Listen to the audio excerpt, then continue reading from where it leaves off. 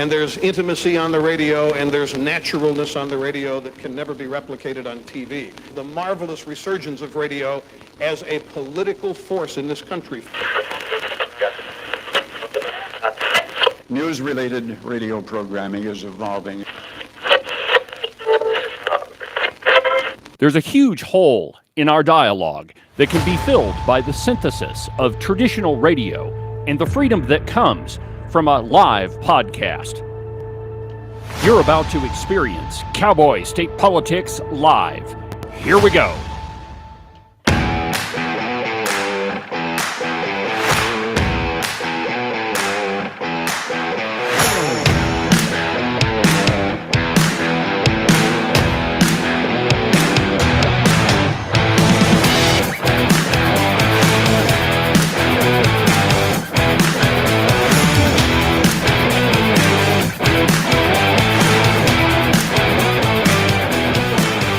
Good morning, my friends, and welcome to another incredible installment of Cowboy State Politics Live. From very high above all the bombastic twits in the Wyoming mainstream media, this is Cowboy State Politics. I, of course, am your illustrious host, David Iverson, firmly and permanently ensconced behind the silver Cowboy State Politics microphone, and broadcasting to you from the base of the Bighorns at the Cowboy State Politics Studio in Sheridan, Wyoming. Good morning, my friends, and welcome to the program. Happy Monday. It would appear that it is finally fall, my friends, and not just because of the dates. You know, I'm not a big fan of saying, well, this date has passed, and therefore this is the season we're going into. I'm not a fan of that at all, even though I suppose it's technically true. The way I judge fall usually is about the first frost. If I walk outside and I see a little bit of frost on the ground, I know that fall is here. But it also means that another thing is right around the corner. And that, of course, is hunting season. Big deal in my family, even though I'm not the most, shall we say, ambitious hunters. You know, if I don't happen to be sitting outside of my cabin, and something happens to run by me, and I happen to have my gun, and I happen to have the energy to stand up and shoot it, well, then it's got a pretty good chance of living. I'm not all that ambitious. Now, other members of my family, they're a bunch of killers. I'm just telling you. But not me. Anyway, fall is my favorite season of the year. And it's not because I don't like summer. It's just I don't really like it being 100 degrees outside and being 95 in the shade. I'd rather things be kind of cool and 65-ish, 60 degrees, that sort of thing. So anyway, fall is here.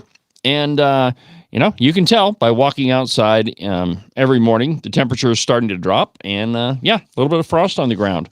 Well, we've had a flurry of activity over the weekend. Of course, if you were in Sheridan, you probably went to the Reagan Day dinner put on by the Sheridan County GOP.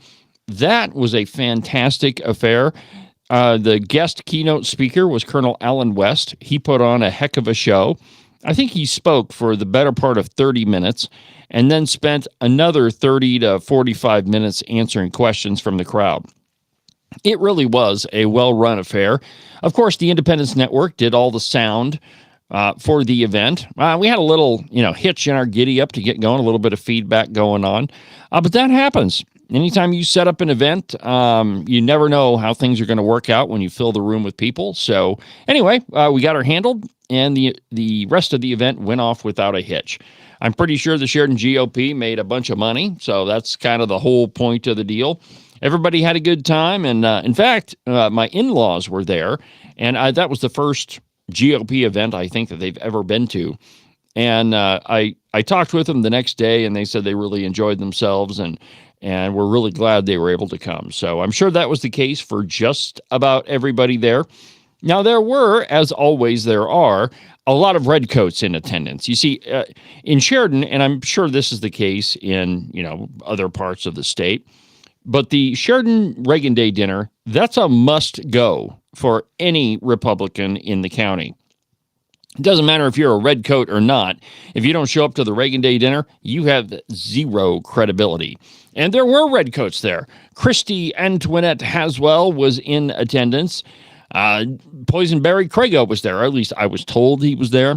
I didn't see the little snipe, but I was told he was there, and I'm sure there were some others. I didn't see Terry Weitzel from the Sheridan City Council, but I'm sure he was lurking around somewhere. Anyway, good times, and can't wait to do it again.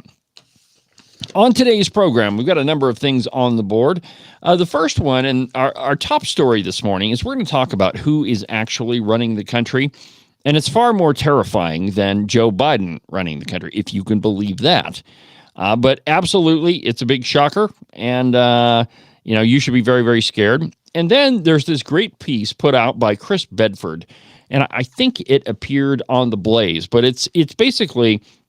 Here's why we really hate Republican politicians. And I know that you know exactly what I'm talking about. We elect these Republicans to go to Congress, and they say that they're going to do one thing. We're going to be conservative. We're going to govern conservatively. No more continuous resolutions. No more omnibus bills. We put them in power, and what happens? They line up another continuing resolution, and that's exactly what Mike Johnson did. So we're going to talk about that. And then across the globe, there are Marxists that are gaining power. I think it was Sri Lanka just elected a Marxist president, so we're going to talk about that, and how the Marxists tend to take over smaller countries first. It's exactly what the Soviets did after World War II. So we're going to talk about that. But first, who exactly is running the United States of America? Now, this is a piece by Miranda Devine, and she concludes that it's actually Jill Biden, which is why I say that it's absolutely terrifying. But let's get into the piece, and I quote, "It's easy to forget because he's usually invisible, but we still have Joe Biden as president for 4 months. That's a scary prospect considering his obvious cognitive decline. He spent almost half his presidency goofing off and being shielded from scrutiny. But the situation is rapidly getting worse. The fate of the free world should not be left in the hands of a man who can't remember where he is or what he's meant to be doing at any given moment. On Saturday, for instance, he made the prime ministers of India, Japan, and Australia schlep to Wilmington, Delaware for the annual meeting of the Quad, a partnership designed to keep an increasingly aggressive China in check. In public remarks live streamed by the White House, the president, quote, forgot that he was supposed to introduce the Indian prime minister. Quote, who am I introducing next? Biden asked the crowd. After an awkward silence, he started shouting, who's next? Before Modi raced on the stage, all smiles, and saved the day. The whole thing was an embarrassment, starting with the fact that the Quad leaders were not being hosted with dignity at the White House and instead were housed at the rundown Hotel DuPont in Biden's podunk hometown and had to hold their summit in the Archmere Academy, a posh Catholic prep school that Biden attended while his younger brothers had to content themselves with local public school. At least the Quad leaders got individual tours of Joe's palatial estate, which has been off limits to the media due to fascinating speculation about how the self-described, quote, poorest man in Congress could afford such luxury. A Georgian pile that Joe had built by master craftsmen from Bryan Marr on a lake in the ritziest neighborhood in Delaware, an upgrade from his former DuPont mansion. How is it that Joe Biden was able to afford all this? Well, I think we know that. Kickbacks from other countries. But why was this important meeting being held in Delaware at all? The White House patched together a story about how Biden wanted to show off his hometown, but he's never had the urge to do that before. So quite honestly, there's not much to show off anyway.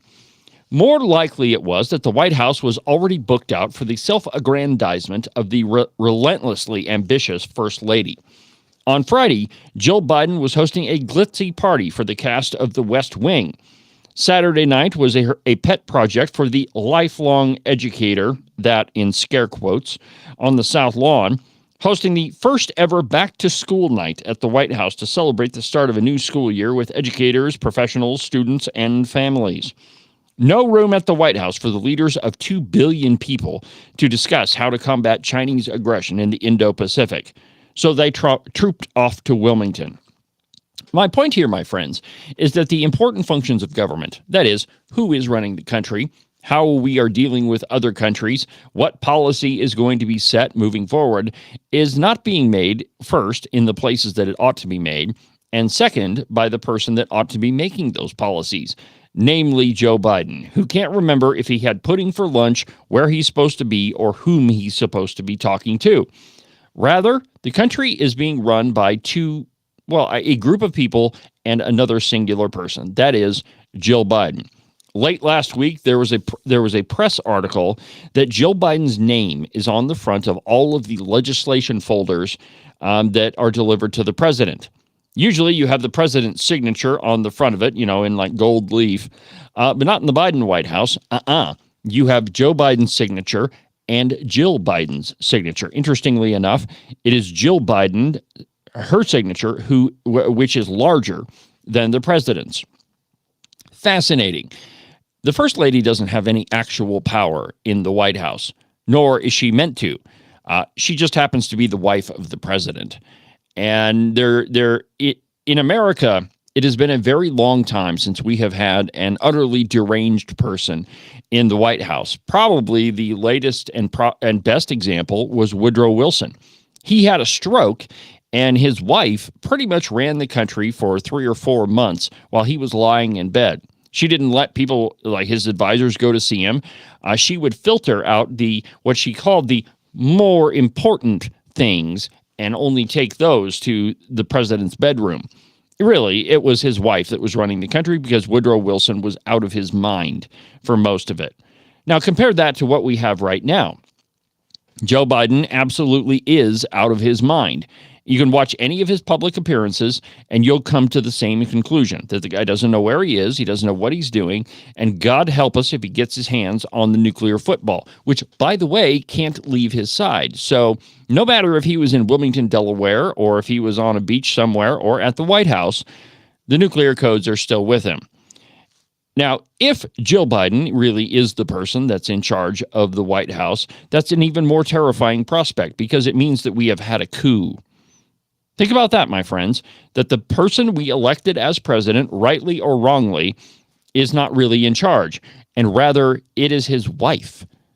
Think about that. That is a coup, my friends. Now, you add on top of it that the Democrats forced Joe Biden out of the presidential race. Now, I don't know for sure if they used the 25th Amendment, though I would imagine that that's probably what they said. Get out of the race, Joe, or we'll use the 25th Amendment against you. That's what I would have done if I were an evil Democrat. So that's the first thing they did. Now they claim, well, Joe Biden is still the president. He's just not running for re-election. And so now it is the vice president and Jill Biden who are running things. Even scarier yet. But the point here, my friends, is we are in a state of flux. We don't know which side is up, which side is down, who's running the country, who's not.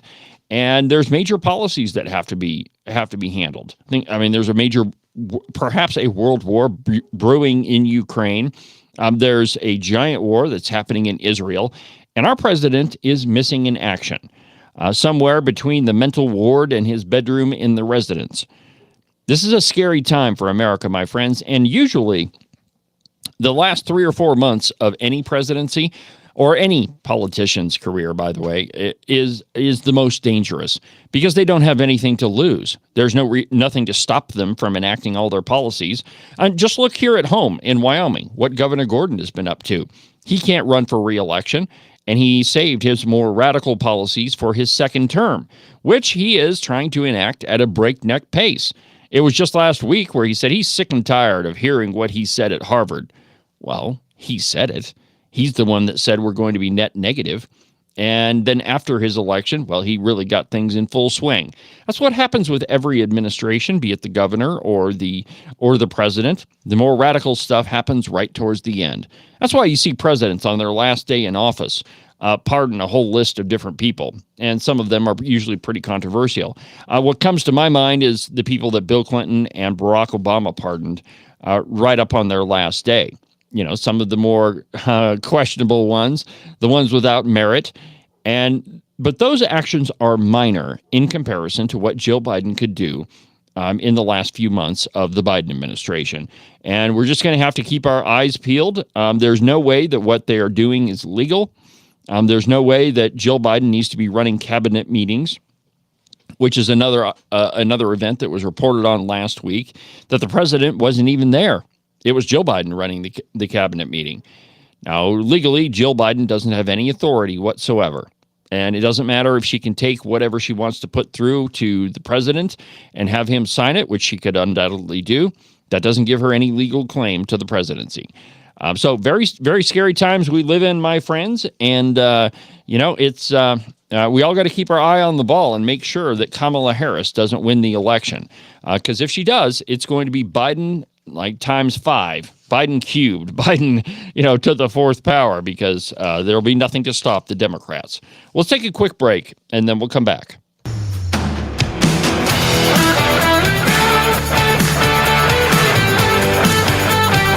You can listen to Cowboy State Politics live every Monday through Friday at 9 a.m. on the Independence Network. You're not going to find a better source of news, entertainment, and commentary than on Cowboy State Politics Live. The program you're listening to right now. And frankly, why would you want to look anywhere else anyway? Let's be honest, only a liberal redcoat commie would do that. And if you want to listen to my podcast, you can find it at cowboystatepolitics.com or anywhere that you get your podcasts. iHeartRadio, iTunes, TuneIn, really any of them will work. But the easiest way is just to go to the website, cowboystatepolitics.com.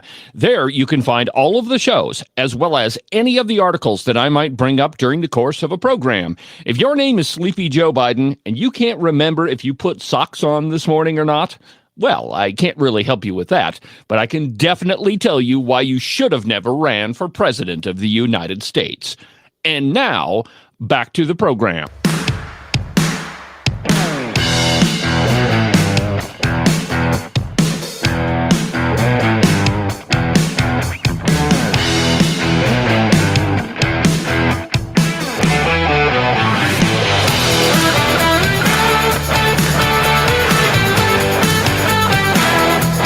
Welcome back to the program, my friends. David Iverson behind the silver Cowboy State Politics microphone, documented to be almost always right 99% of the time. An astonishing record, my friends. But you don't really have to worry about that if you just tell the truth. If you back up what you say with facts and data and you prove it, which is why I have the website, cowboystatepolitics.com. You can go there and find pretty much any controversial thing that I've talked about. If there's an article that I've mentioned that might be kind of hard to find, I post it there. On this morning's podcast, I've got an update from the Satanist story I brought you last Wednesday. And I have to tell you, my friends, I can hardly believe that I'm reporting on it because it's just not something that happens in the U.S. I suppose that there are people that are, secularist and, worshiping Satan and all that, but you never see them out in public. Not this time around. I did the story about Tate Mullen, and then a Casper city councilman stepped up and thought that he should defend the Church of Satan too. So on the podcast this morning, it's a discussion of Kyle Gamroth, who is a Casper City councilman, and how he posted some things on Facebook that are, a little questionable. And we're going to do our best to make sure that Kyle Gamroth doesn't get reelected to the Casper City Council. But it's an interesting story. And when I get done with the live program, I'll go ahead and post the screenshots that you're going to need to prove that Kyle Gamroth does support the Church of Satan. I don't really have any proof that he worships Satan, but if you read his comments, you can probably infer that there's something going on there. So that's on the podcast this morning. Also, I need to give you a little update on what's going to happen this week on the program. I have to go to Jackson tomorrow. I've got a meeting that I just can't avoid, and I've tried to convince some of my colleagues to meet on this side of the state, but I guess they would have the same problem that I do, traveling to Jackson. And anyway, so I've got to travel to Jackson tomorrow, so there will not be a live program on Tuesday. That's tomorrow. However, I will broadcast a live program, or at least half of one, on Wednesday morning, and I'll do that right from Jackson. So we'll have a little bit of a live program on Wednesday, and then we'll be back at it on Thursday. Lots to do, and I wish I could clone myself or have Scotty beam me over there, but that doesn't look like that's in the cards for me. So traveling tomorrow, back at it on Wednesday. We're still going to have a morning show, though, every day of the week, and we'll do that from Jackson also. Or I'll be in Jackson. Joey will be in Saratoga. But anyway, we'll get it done for you, and just stick with me. I'll make sure you're updated on social media so you know what's happening. So, yeah, have you ever noticed that we elect Republicans to office, and then we are sorely disappointed because they do the exact opposite of what they tell us? Take, for example, Speaker of the House Mike Johnson. By all measure, he is a Republican. He's been a Republican his entire life. He was a pro-life attorney and a very successful one. There'd be no reason why we should think that he would go to the dark side. And I don't know that he exactly has. However, he's doing the exact same thing that Republican politicians always do. They tell us, no more continuing resolutions, no more omnibus spending bills. We're going to get our agenda pushed through. And then what do? Well, we can't shut the government down. That would be terrible. That's we just can't do that. That would be awful. When the rest of us conservatives are kind of looking at how the federal government operates and said, maybe a couple of weeks of them not doing anything is just what we need. But not if you were Mike Johnson. Now, Chris Bedford has a pretty interesting piece in The Blaze, and it's entitled "The Great Congressional Republican Meltdown and What It Means," or in other words, why we really hate Republican politicians sometimes. And I quote, "The Republican House of Representatives was supposed to play hardball with the Democrats, and the Senate, Speaker of the House Mike Johnson, had promised to pass a 6-month budget, a clean CR is what he called it, along with the SAVE Act. But he failed dramatically, with 14 Republicans of all stripes voting against it. So what happened? Much of the answer depends on which no votes you're talking about and who you ask. But in the end, the blame falls squarely on the shoulders of the Speaker of the House and his team. First, let's talk about the people who love the Pentagon or the defense hawks or whatever you want to call them. These guys love the military. They eat up the scary secret briefings and can't find $1 billion credit card slip they won't sign. The shiny brass over in Arlington said any sort of short-term funding deal would jeopardize national security. So these guys couldn't support the continuing resolution. Now you'll hear complaints about amateur staff in over their heads from everyone from the Freedom Caucus to retired leadership staff. And after enough failures, it's really kind of hard to ignore. Seems like kind of a tough hill to climb, right? Well, potentially, I suppose that's true. But here's where the Speaker and his team are supposed to come in. The Speaker of the House is supposed to rally the troops and get them behind anything that they want to pass. But it appears, and appears is probably too weak of a word, it looks like Speaker Johnson is just as ineffectual as every other Speaker of the House that has come before him. Active and expertly run offices would work with the Republican whip to get these guys back into the fold. Now, the job of the whip, which I believe right now is John Barrasso in the Senate, I'm not sure who the whip in the House is, but their job is to go around and get people convinced to vote for whatever it is. So the SAVE Act with the clean CR. That's their job, to go around and say, hey, you really need to vote for this. Here's why. And to make sure that when it comes to the floor, we've got the votes. But that's not exactly what happened. The Republican whip was supposed to get these guys back into the fold. The Pentagon Republicans are rarely as difficult as the ideologues, and between cajoling and a few sweet promises, you can usually get them on board. Johnson's colleagues in leadership, however, don't appear to have any part of any sort of the plan. One anonymous member even complained to a morning newsletter that they had no idea what the plan was.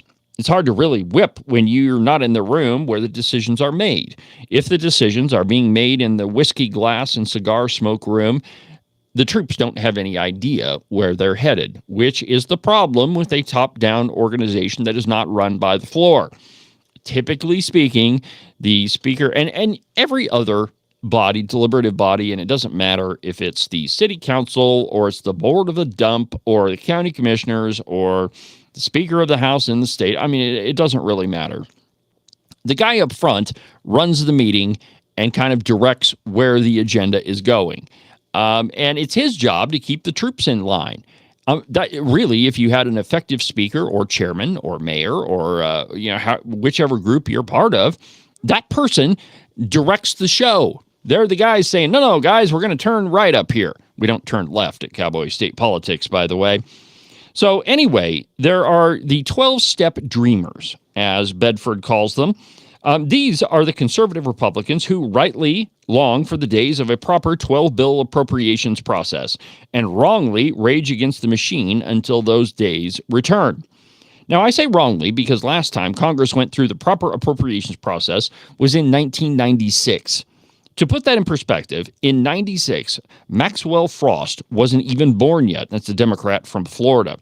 I also say wrongly because a 6-month CR is the best shot in town at avoiding a bloated omnibus spending bill, which they, to a man, oppose even more aggressively.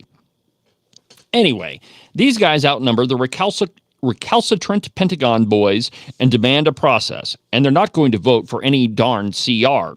At least not one without the promise of a big old war with the Democrats and the Senate uniparty at the end of it. And this is where the Speaker of the House ought to come in. Because that wasn't coming, was it?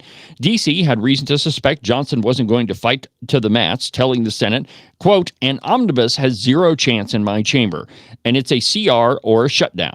He said nothing like this, and his aides reportedly whispered around Capitol Hill that it was all a bluff, and one with enough time to change course before the end of the month deadline. That means that those conservative Republicans, maybe being willing to bend their 12-bill rule for a fight, weren't ever going to get one. They were like those Highlanders in Braveheart, who didn't feel like standing against the English only for the nobles to negotiate a few new titles. So they left and went home. And finally, there was the McCarthy Derangement Caucus, which is just a bunch of wild men and women throwing meat to the crowds and screaming, "Are you entertained?" An ode to Gladiator, of course. Johnson wasn't going to get those guys on his side, and that's just part of the math you start out with. But the rest is basically on Speaker Johnson. And just don't take my word for it. Every side are glaring in his direction. You'll hear complaints about amateur staff in over their heads from everyone from the Freedom Caucus to retired leadership. And after enough failures, you really can't ignore that either. Even standing strictly on the outside where we are at Cowboy State Politics, without the benefit of D.C.'s omnipresent barroom gossip, you can see a speaker who publicly brought a bill to the vote on the floor and failed. Even with the Republican nominee's full-throated support. How do you square that with being a speaker in control? That's how I started this segment, my friends, that the speaker is the captain of the football team.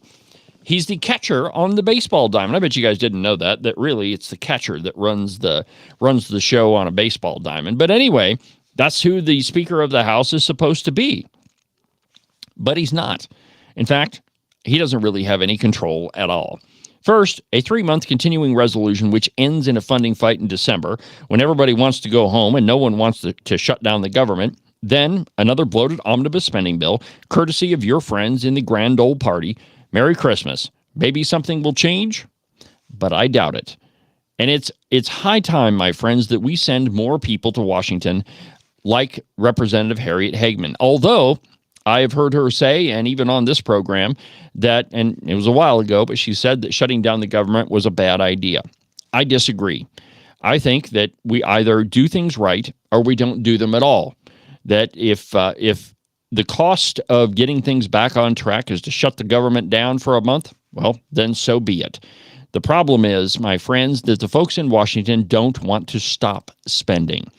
They'll spend every dollar that's not nailed down, and we are left here back home trying to pay every dollar of our tax bill by, as Joey rightly pointed out this morning on the morning show, that the 83-year-old has to go wait tables at Perkins because she can't pay her property taxes.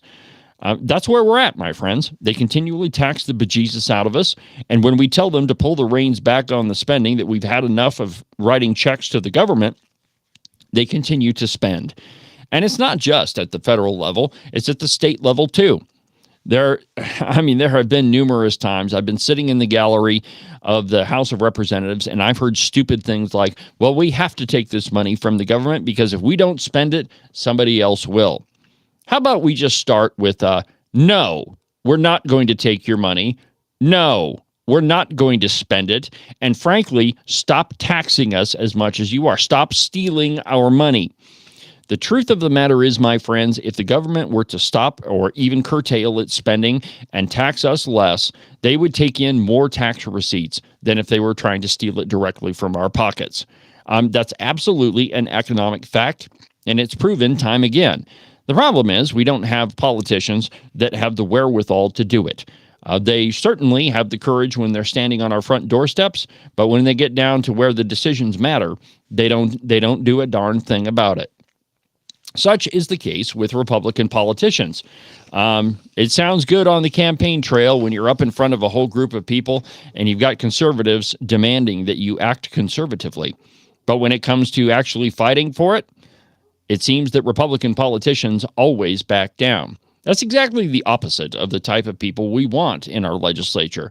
We want people that will not back down, that say, no, we've had enough spending, and your omnibus spending bill and your continuing resolution has to stop. We want a budget, we want it balanced, and that's the end of it.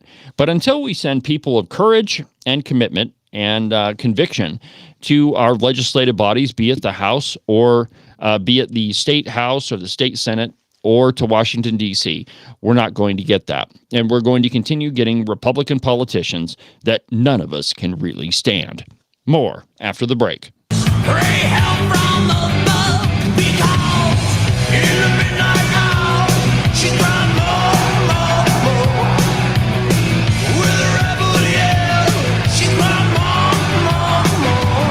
Wow. In the midnight hour, more. With a rebel yell, more.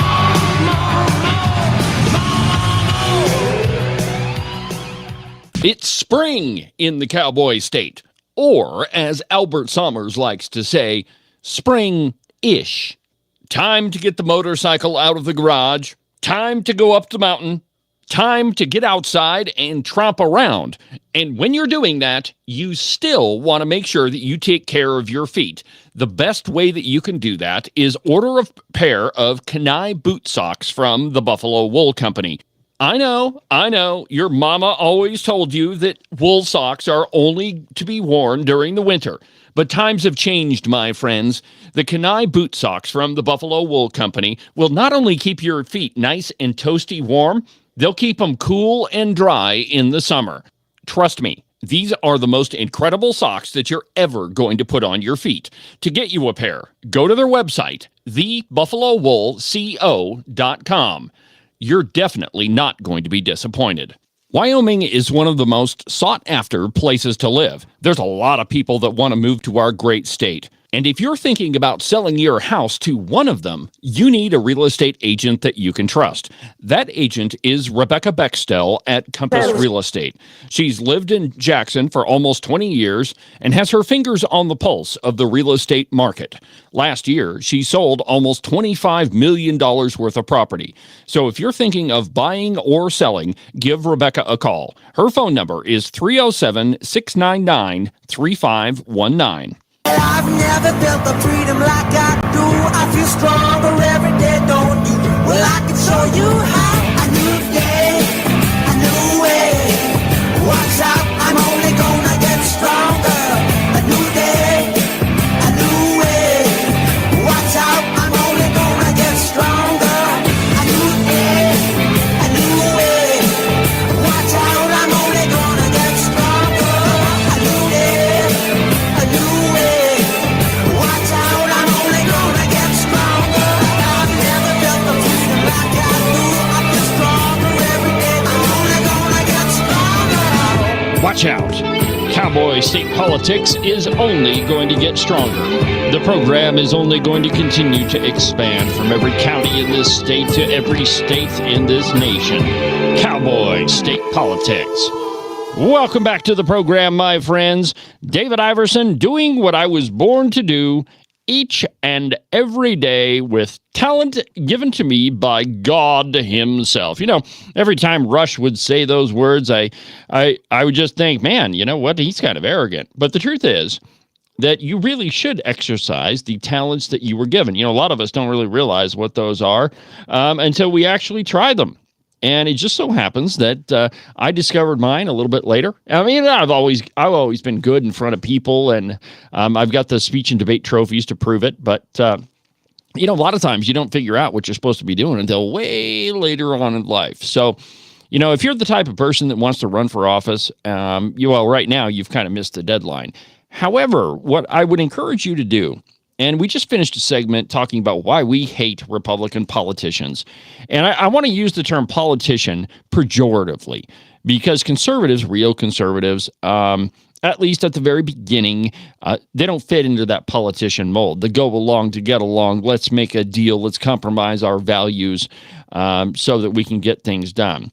You know, those aren't the people I'm talking about. I'm talking about true blue, real conservatives that want to make a change in their community. May I suggest joining a local board? Look in your newspaper all the time. There's probably vacancies on a variety of different boards. And I don't really think that it matters which one, you know. Of course, let me tell you a quick story. So the first time I ran for office, I was running for mayor in Buffalo, and I lost by 186 votes. And I was feeling kind of bummed out the day after the election. And the city clerk called me. Her name is Julie. And she said, you know, all the research that you've put into running for office, you know, I think that you should probably sit on a board. And I thought to myself, I said, wow, you know, that's a great idea. You know, maybe it'd be one of the prestigious boards like the library or the hospital or something like that where I could really use my talents. And she goes, well, it's the board of the dump. And I was like, you want me to go hang out with trash? And she says, yeah, it's super important. And I, you know, said, okay, yeah, I'll do it. Well, come to find out, that's one of the most important boards in any community.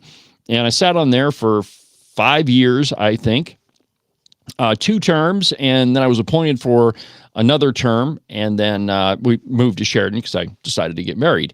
But the thing is, we were able to continually come in under budget every single year that I was on the board. Every meeting, it was a discussion of how not to tax people more. And so, you know, the decisions that are made by these local boards in your community are the ones that affect you more directly than anything that happens, you know, at the state level for sure, but probably even the county commissioners. I mean, you're talking about people who decide what your water rates are, you know. So I would suggest that you find a vacancy and you apply for it.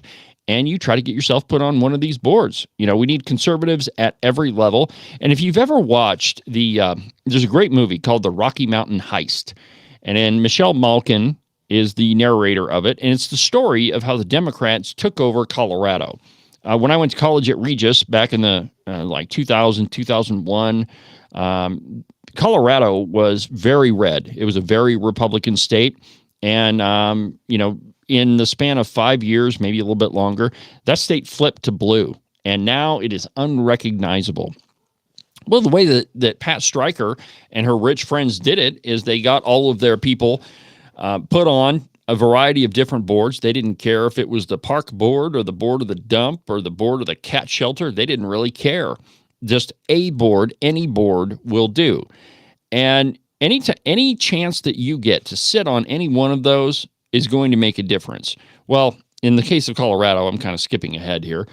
In the case of Colorado, board positions turned into school boards, which turned into the city council, which turned into county commissioners, which turned into people in the state house. And it happened very, very quickly. And that's how the Democrats took over Colorado. Well, if we want to take back our state and our communities, we need to do the same thing. Get conservatives on local boards and make a concerted effort to do that. Because if you have a conservative base running the city, you can have a big influence on what the city council and the county commissioners do. At least you have a bigger voice. So if you're interested in politics and you missed the filing deadline and you still want to make a difference, well, choose one of those boards. I would highly recommend it. So, one of the results of a Democrat administration, and it doesn't matter if it's the presidency or the governor or whatever, is all of the liberal things that happen that we revile as conservatives tend to show up in Democrat administrations. And a good example of that is the rise in homelessness. Now, let's kind of keep things local for a minute. On the podcast, I talk about the legalization of pot a little bit because that Satan-loving city councilman in Casper, he was advocating in favor of legalizing marijuana. Well, when Colorado did that, their homeless population tripled almost overnight. I'm sure it took a couple months, but I mean, it happened really fast. Just people wanting to come to Colorado to get high.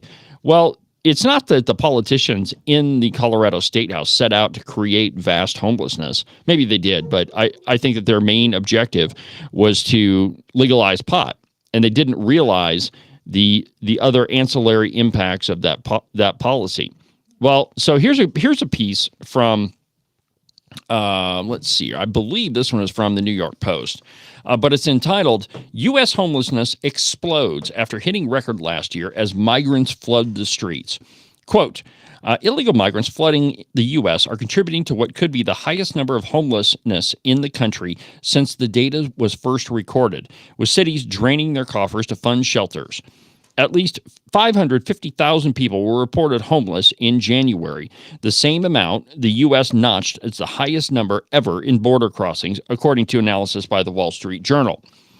The disturbing homeless figure was at least 10% more than in January of 2023, a year that had the highest overall annual tally since 2007, when the government started reporting its own figures.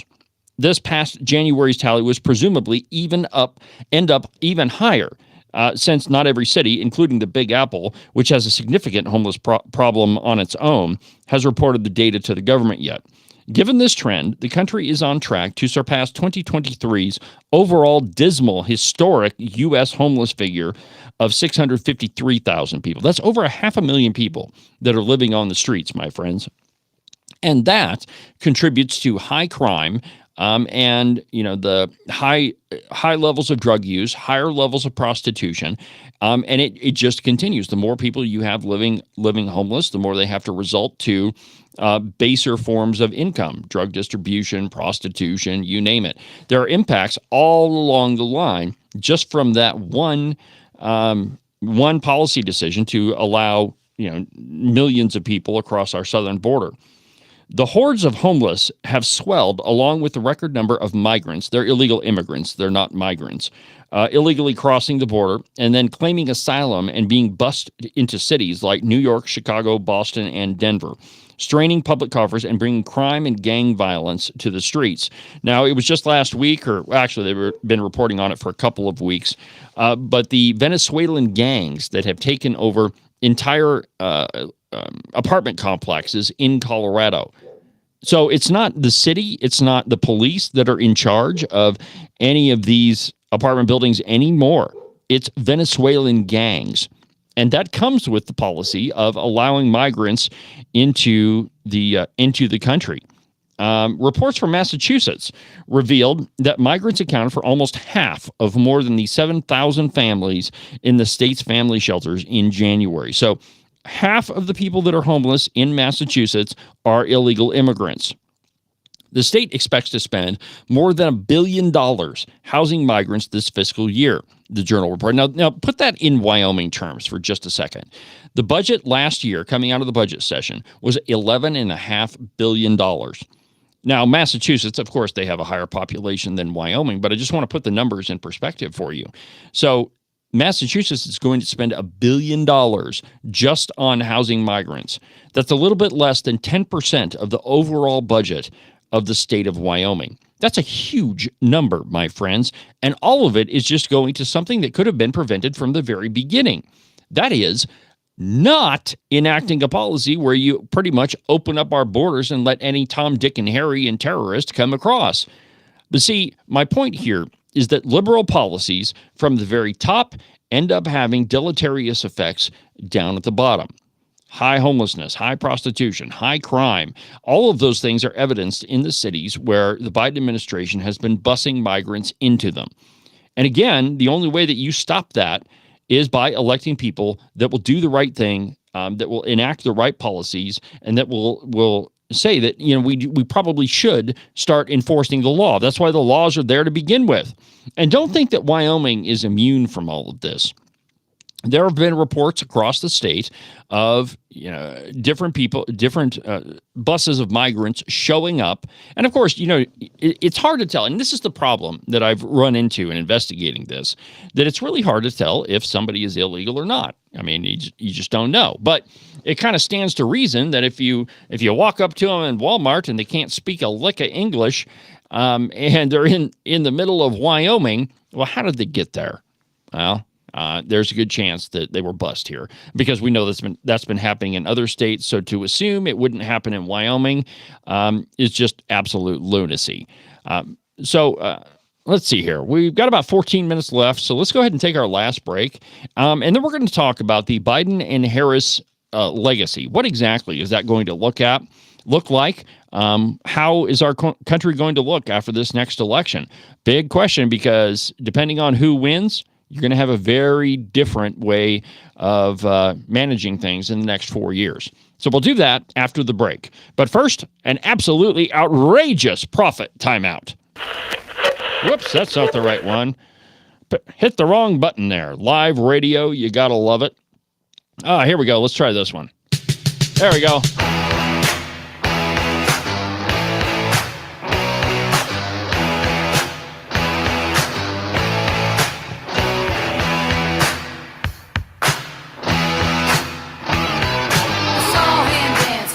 By the record machine, I knew he must have been about 17. He was running strong, playing my favorite song, and I could tell it wouldn't be long that he was with me, yeah, me. And I could tell it wouldn't be long that he was with me, yeah, me. Singing, I love rock and roll, so put another time in the jukebox, baby.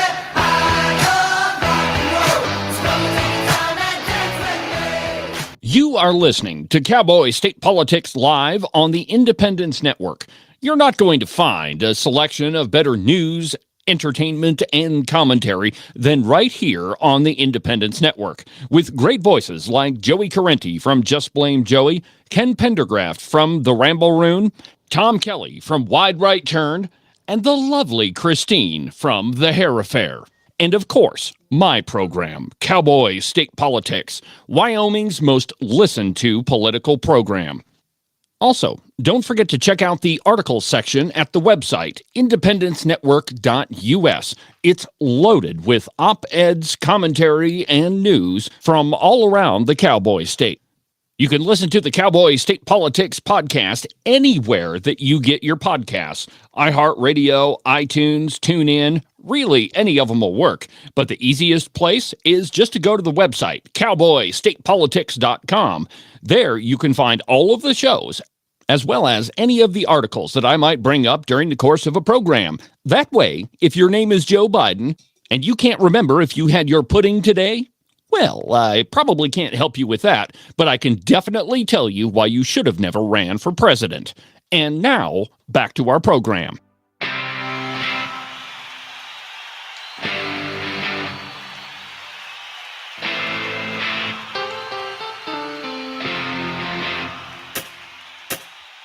I remember I was 8 years old with a blank tape waiting by the radio. Come on, man, play Back in Black. I wanna play it back on repeat. I remember Panama City, long nights with a girl named Christy. She took me down to the Paradise City, then up on Cripple Creek. somebody guitar cranked up, head banging to the beat of the bass drum. Still somebody sold out show in the second row with your girl on your shoulder. Still something about raising a cold beer when the lights go down and the crowd cheers. From Delta Soul to Abbey Road, sweet child to sweet home. Still something about rock and roll, rock and roll.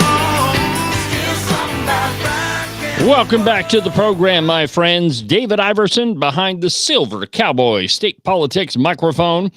Documented to be almost always right 99% of the time. That's a number that I'm really proud of, my friends.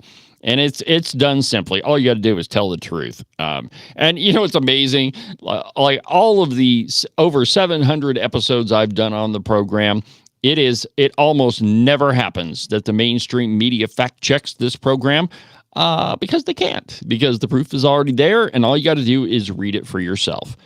So anyway, thank you very much for listening. You know, every day that I do the live program, the viewing numbers go up. So thank you very much for listening and watching on the Ditto Cam. I really appreciate it. So before the break, I mentioned that, you know, we're going to have a legacy after this administration. And I think that we all know kind of what it's going to look like. It's going to take a lot to unravel everything that Joe Biden and Kamala Harris have done. I mean, and just because of the breadth and depth of the things that they've gone after. First day in office, they issued over 100 executive orders, reversing a lot of what Donald Trump put into effect. So the legacy that we're going to have looking forward, if Donald Trump doesn't win, is a dire one. The first one is that you're not going to be governed by a singular individual.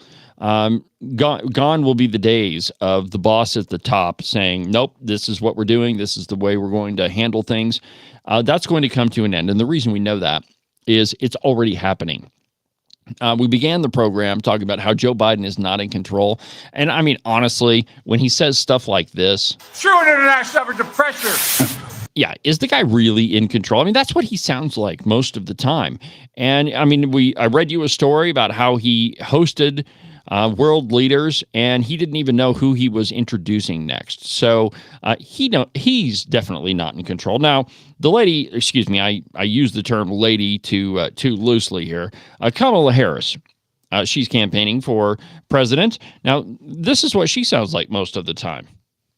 You need to get to go and need to be able to get where you need to go to do the work and get home. And to be able to contextualize it, to understand where we exist in the history and in the moment as it relates not only to the past but the future. I'm doing a tour of the library here and talking about the significance of the passage of time, right? The significance of the passage of time. So when you think about it, there is great significance to the passage of time in terms of what we need to do to lay these wires, what we need to do to create the... Okay, she has no idea what the heck she is saying, and neither does anybody else. Kamala Harris is an empty shell who is being put there to be run by a group of autocrats, unelected bureaucrats and autocrats that have that don't have your best interests in mind. So here's the second real reality of things. And you've heard, if you watch, you know, Glenn Beck et al., I'm a big fan of him, and that's who the author of this article is. He says the second reality is that you're going to own nothing, and you're going to be happy about it. And your wealth is already dissolving at breakneck speed. Every major Western nation is following the same pattern. Massive waves of illegal immigration, fear campaigns weaponized by governments against their own citizens, crackdowns on free speech, and the forced merger of private business with government. We've seen all of those things, and they're only going to continue. They're only going to increase if Kamala Harris wins this. Now, take, for example, what Great Britain is doing. This is terrifying, and I never thought that I would see this happen in a country like Great Britain, but it has. Quote, "We shall go on to the end." And this was Winston Churchill, right? Now listen to this. "We shall go on to the end. We shall fight in France. We shall fight them on the seas and the oceans. We shall fight them with growing confidence and growing strength in the air. We shall defend our island. We shall fight them everywhere." That's Winston Churchill, right? But how did the British people become the folks whose government just arrested an Army veteran for posting a meme.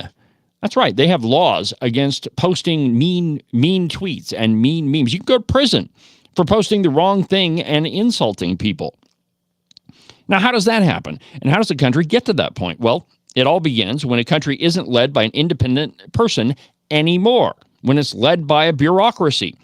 Instead, it has agents and representatives of the international order and the machine. Now, the reality number 2 is rampant inflation. You're going to own nothing because you can't afford to own anything, and whatever money you do have is going to be siphoned off of you through inflation. We're already seeing the beginning of that, my friends. I mean, we've been talking about this for the last 3.5, 4 years, that you go to the grocery store and everything is 3 times the price. You go to buy a new truck. Like, I would love to have a new pickup, but there's no way that I'm paying $90,000 for a truck. You look for a used one, you're still looking at $20,000, $30,000. I'm not going to pay that. Nope. I'll drive my roller skate Ford Escape for as long as it will run. But that's going to be the new reality if we don't get our handle on the economy. The national debt, it's set to blow past $36 trillion with no plan to cut spending. Now, I told you before when we talked about why we hate Republican politicians, they won't stop spending. And if Kamala Harris wins this election, they're just going to pick up the spending. From 2025 through 2034, if everything remains as it is, the U.S. federal deficit will top $16 trillion. Last week, for the first time in American history, interest payments on the national debt topped $1 trillion. But don't worry, we're lulled to sleep with the news that inflation has cooled to 2.5%. It hasn't, my friends. When they report inflation numbers, they have to be cumulative. That is, it was 12% not that long ago, and then the next month it was 11, which means that it went up 11% from what it was the month before. And now when they're saying that inflation has cooled to 2.5%, that's still 2.5% more than it was last month. They're lying to you, and they're printing money at a breakneck pace, one that your pocketbook is not going to be able to afford. Core prices, which include food, housing, energy, cars, and anything else we actually buy, were a bit higher at 3.2%. But 2.5 and 3.2 overall seem manageable, right? It's not that much. I mean, those are small numbers compared to the 12% inflation we experienced about a year ago. But the government can keep spending, and we can keep swiping our debit cards, right? Think about the ideas of a universal basic income, which Kamala Harris has been in favor of, that the government will just pay you for existing. And it brings to mind that Rudyard Kipling poem, where all men are paid to exist and no man pays for, let's see here. All men are paid for existing and no man pays for his meals, or something like that. I'll look that poem up, and we'll do that on Wednesday's program. For the past 4 years, we've been hearing of the national debt, deficit, and inflation pose no real problem. The Fed has a plan. The prices are coming down. Don't worry, we're all in control. We know what's going on. But do you feel that way when you go to the grocery store? Do you feel that everything is under control when you're shelling out twice as much as you did last year? If you look at the Consumer Price Index from 2023 to the end of 2024, it looks like the average cost of goods that we pay to support our families, like food, clothes, gas, cars, energy, increased gradually. But they didn't actually do that. They didn't increase gradually. It's because those numbers don't consider the chasm of deficit spending between 2020 and 2020 and today. If the media were honest about the Biden administration's role in this inflation, it would report that the Consumer Price Index has increased 20%. 20%, my friends. That's how much money you don't have comparative to last year. But don't fall for the media's effort to separate Kamala Harris from bearing the responsibility of all of this. She absolutely does. She said over and over that I was the last person in the room. Well, then, if that's true, then who bears all the responsibility for this? The truth is, my friends, is if things go the way that they're going and Kamala Harris wins the election, your legacy, our legacy, America's legacy will be one of debt and deficit, and we will no longer be governed by one individual person. It would be from a autocratic bureaucracy of which none of them we ever chose. So, my friends, just quickly, there won't be a live program tomorrow. I'll pick it up back on Wednesday, where we'll do a short program live from Jackson, and then I'll be back with you on Thursday. But for now, from the base of the Bighorns at the Cowboy State Politics Studio, I'm David Iverson, and this is the one and only Cowboy State